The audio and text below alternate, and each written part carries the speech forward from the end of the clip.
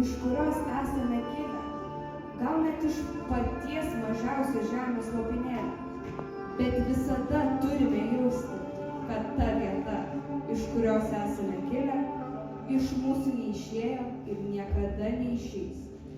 Vieta eina kartu su mumis, nes tai yra mūsų dalis.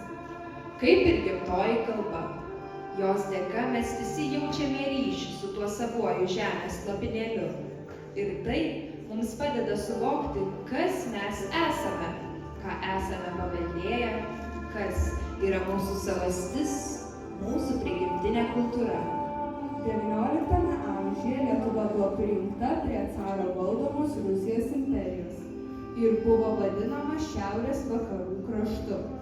Net 40 metų caro valdžia draudė spausdinti, įvežti iš užsienio, platinti bei skaityti spaudą lietuviškomis raidėmis.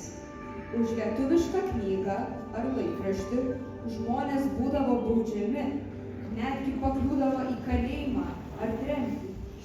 Lietuviškus tekstus buvo galima spausdinti ir rašyti tik rusiškomis raidėmis, vadinamąja graždanka. Lietuviškos valstybinės mokyklos buvo uždarytos.